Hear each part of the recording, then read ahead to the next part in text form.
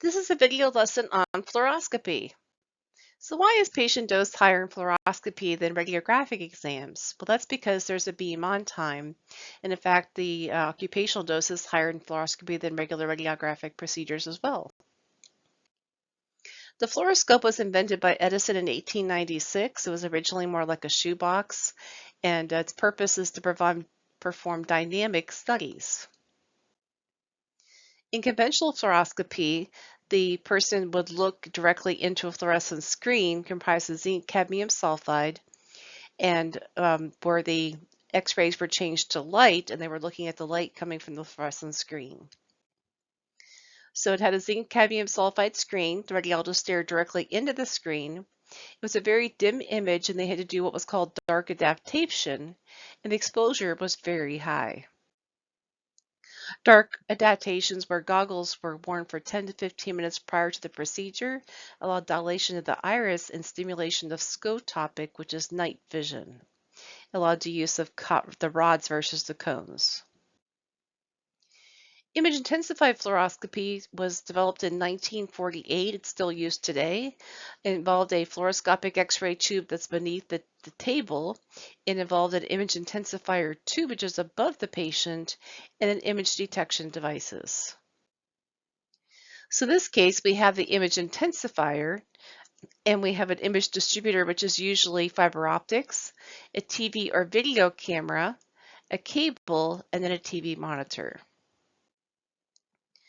So in this case, we can see the X-ray tube beneath the patient, the image intensifier, there's the TV camera, and there's the cable going over to the TV monitor. The advantages of image-intensified fluoroscopy over conventional fluoroscopy was it was 5,000 to 30,000 times brighter. There was improved visual acuity. There was lower patient and user dose.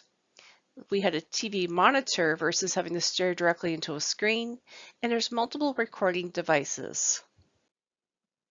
The tube current with image-intensified fluoroscopy was 0.5 to 5 MA.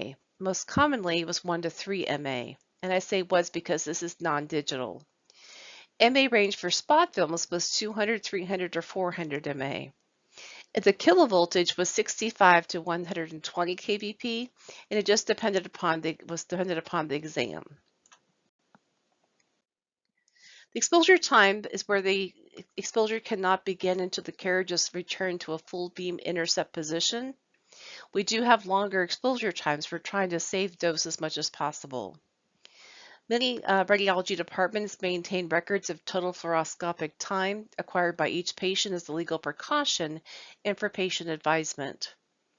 And then if we look at the difference between continuous fluoroscopy and pulse fluoroscopy is going to offer less patient dose. It's also called intermittent.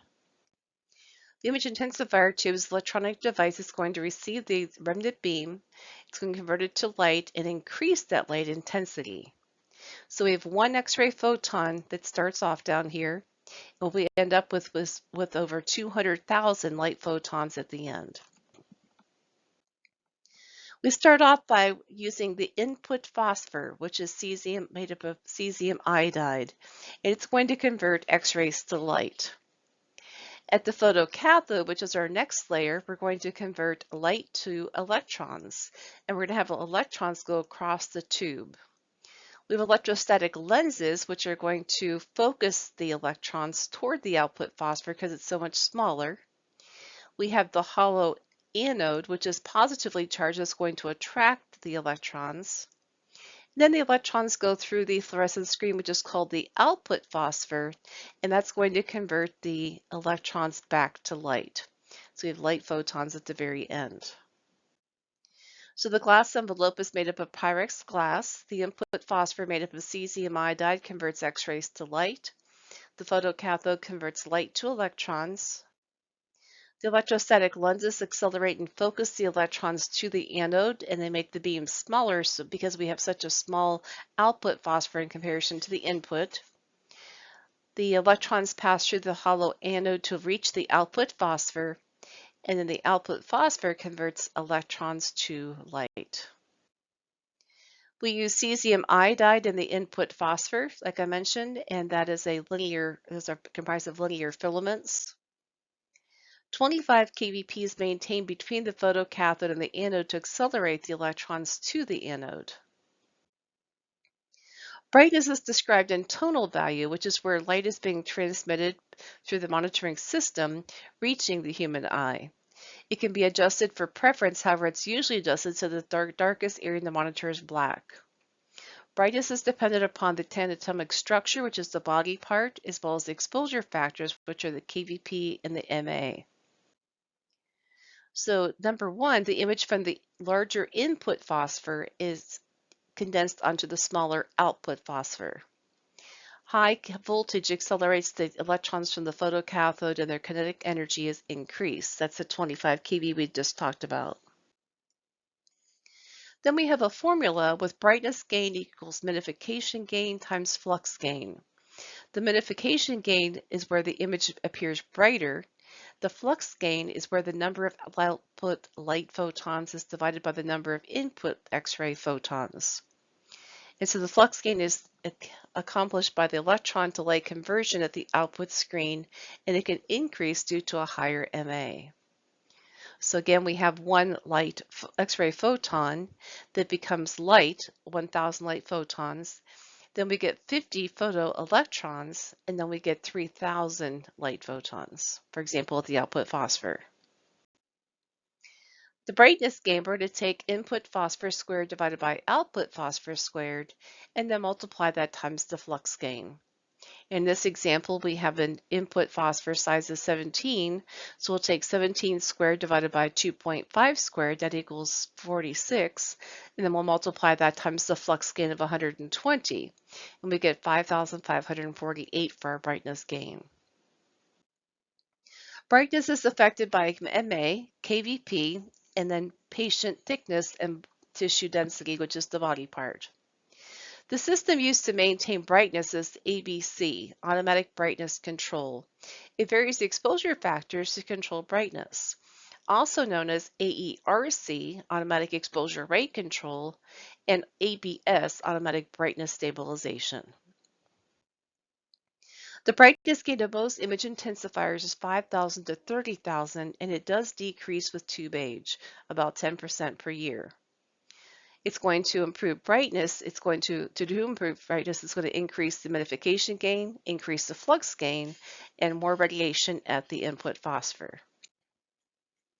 Multi-field image intensification is also known as mag views or magnification fluoroscopy.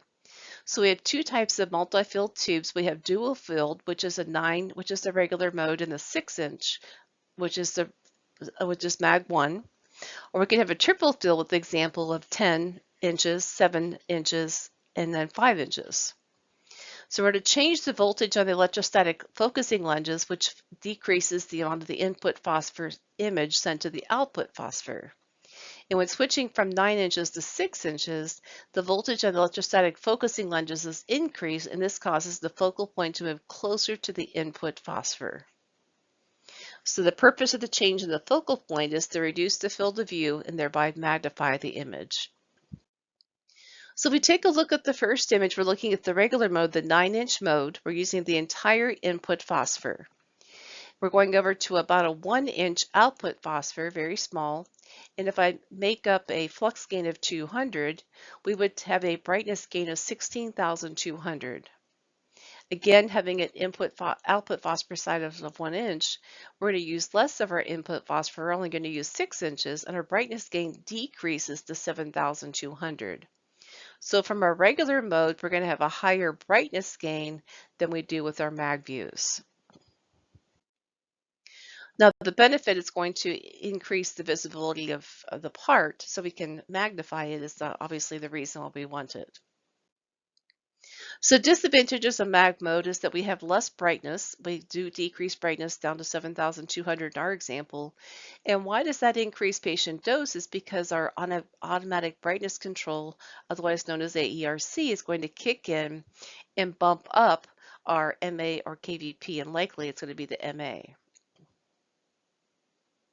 Here's another picture showing where the focal point moves closer to the input phosphor when we have our magnification mode also. So when you cross those lines over just the green area, that's going to move closer to the input phosphor. The advantages of mag mode is increases visibility of a small part. It magnifies it. Better spatial resolution means that we've got less pincushion distortion, barrel distortion, S distortion, and vignettting. Better contrast resolutions, we're going to have less veiling glare. So let's take a look at these image intensified artifacts. So the veiling glare is caused by light being reflected from the window of the output phosphor and reduces contrast. When we use the entire input phosphor, we're going to have more vignetting. If we use less of it, we'll have less vignetting. Pincushion distortion is caused by projecting an image from the curved input phosphor onto the flat output surface. So magnification increases toward the periphery. In the pincushion distortion, here's the picture of it. You're going to have a lot of that appearance when you use the entire input phosphor, but less of it when you use the output. Barrel distortion is caused by projecting it from a curved input to a flat output as well, but in this case the magnification decreases toward the periphery, and we're looking at using the entire input phosphor. You're going to see the barrel distortion. Vignetting is a decrease in brightness of the periphery of the image. If you use less of the periphery, we're not going to see it. So you would just use the center of it, and that would decrease the amount of vignetting that you would see when you're using magnification mode. S distortion is warping of the image along the S-shaped axis, and as a result of strong magnetic fields changing the trajectory of the electrons moving across the image intensifier tube. And this is the S distortion. So a lot of these artifacts are decreased when we don't have to use the entire input phosphor. So here's an example of the pincushion distortion. Here's an example of the S distortion. The television monitoring system. So the output phosphor is going to be coupled to a TV camera. The TV camera converts the light image into an electronic or video signal. The electronic signal is sent to the monitor where the image is converted to light. Here's a example of the video camera going over to the display monitor and showing the electronics. So coupling of the output phosphor to the TV camera, we have two options. We have fiber optics, which is the most common one. It's a rugged system. The second one is using what's called a lens system or tandem lens system. It's used for more attachments, and it's going to have a mirror where it splits the beam between the photo spot camera and the TV camera. So we get 100% of the light going to the TV camera if you have a fiber optic system, and you only get 10% of the light going to the TV camera if you have the lens system, where 90% comes over here. It's going to split the beam between the two.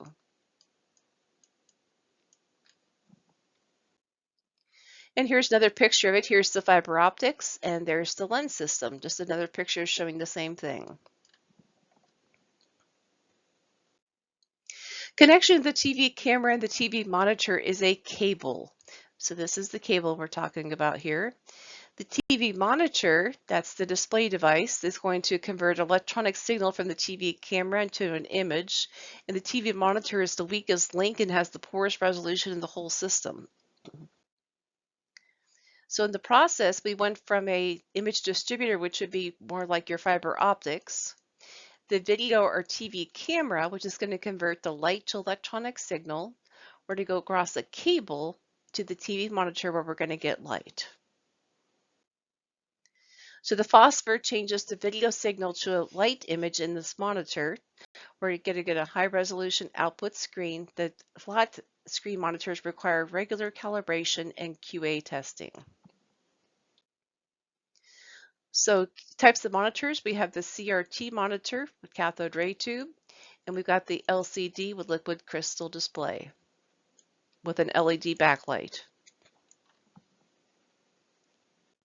The two types of digital fluoroscopy are digital fluoroscopy with an image intensifier, and the second one is digital fluoroscopy with a flat panel detector. So advantages of the digital fluoroscopy is speed of image acquisition. Also processing to enhance image contrast. Spatial resolution is determined by the image matrix and size of the image intensifier. So if you look at the actual pixel size, it's going to be the image intensifier size divided by the matrix size. So digital fluoroscopy involves a computer. We're going to have pixels. We're going to have a matrix. We're going to have higher spatial resolution with a larger matrix and a smaller pixel. So we've got post-processing operations that are going on. Image-intensified digital fluoroscopy involves an X-ray tube and generator with using 100 to 600 mA. It involves pulse progressive fluoro to decrease patient dose. So it's going to switch off and on in less than 1 millisecond to do so. Interrogation time is going to be the time required for the X-ray tube to be switched on and reach the selected levels of kVp and mA. The duty cycle is this area here where the actual fraction of time that the X-ray tube is energized, or otherwise it's known as being on. The extinction time is required for the time required for the X-ray tube to be switched off. Now the CCD replaced the TV camera. So in non-digital fluoro, we had a TV camera that converted light to electronic signal. The CCD will do the same job. We're going to have an ADC, which is the analog to digital converter. We're going to have a computer, which is the heart of the digital fluoroscopy imaging system. And then we have DAC, which will convert the digital back to the analog image that we need to see. So this is the CCD to which we're referring. We're going to have the fiber optics that's going to connect the output phosphor to that. And the CCD is comprised of silicon. So this is comprised of silicon. There are many advantages of the CCD over the TV camera. Of course, we've got the wide exposure latitude, we know that. We've got the high spatial resolution, the high signal to noise ratio, high DQE, which is more light sensitive, no warm up required, no lag, no spatial distortion, no maintenance, unlimited life, linear response, high dynamic range, and a lower patient dose than the previous system. Here's a picture of the digital fluoroscopy also. It looks a lot like the other one that we had, but it's just that there's a computer involved, and now that image intensifier is linked to a CCD. So this is really showing what we're looking at. Here's the CCD to which we're referring. Replace the TV camera. We've got the cable over to the TV, just as usual, but we've got an ADC, we've got a computer, we have a DAC, and we've got our operating console over here. So we've added the CCD, we've added the computer, the ADC, and the DAC. Dynamic flat panel detectors, there's two types of capture. There's indirect. Indirect capture flat panel detectors are going to do the same as we talked about with digital. They're going to convert X-rays to light and light to electronic signal.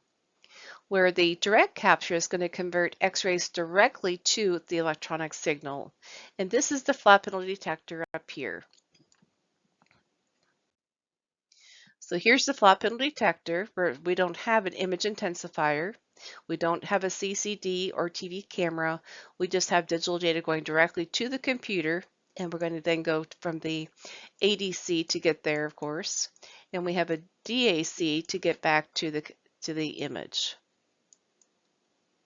So a lot less parts, a lot smaller parts here. So there's two types of systems. We have a single detector flat panel detector system, and we have a multi-detector flat panel system. In the single detector, there's only one detector, which means that the fluoroscopy is completed with the X-ray tube above the table, and that's a whole lot more dose to the occupational workers in the room. In the multi-detector system, you're going to have more than one detector, and that's just the idea behind it. The characteristics of dynamic flat panel detectors, they have a higher matrix size and a larger pixel size. Operating principles, they have high frame rates and high data transfer rates. We have readout modes, which are continuous, pulsed, and zoom. So rather than doing magnification mode, we only have to zoom. We don't have to go through the process of calculating brightness gain. And pulse is going to decrease patient dose, pulsed X-ray mode. So 3 sequences of the operating principles is initialization prepares the detector for the exposure, integration collects the analog image, and readout is going to do the digitization and image display. And here we go. Here's our 2 systems. We have our flat panel detector, which gives us a rectangular image, or it could be a square. And we have the image intensifier that always gives us a circular image because that's what the input phosphor is. It's a circle, and so is the output phosphor. They're circles. The advantages of the flat panel detectors over the CCD are distortion-free images, no pin cushion or barrel distortion, constant image quality over the entire image, improved contrast because we have no veiling glare, high DQE, rectangular image, it could be square or rectangular, unaffected by external magnetic fields, which means no S distortion, reduce in size, bulk, and weight of the fluoro tower. We have easier manipulation of the tower, greater access to the patient. It replaced the spot filming and other recording devices. Additional images are not needed and does not degrade with age and is more durable. Grayscale image manipulation, we have the windowing, of course, with all digital imaging, post-processing. Temporal frame averaging is where we reduce noise by about 44%. We're going to display an image that's created by averaging the current frame with one or more previous frames of digital image data. We have edge enhancement that can be completed with digital fluoroscopy. And we have DSA, which can improve contrast.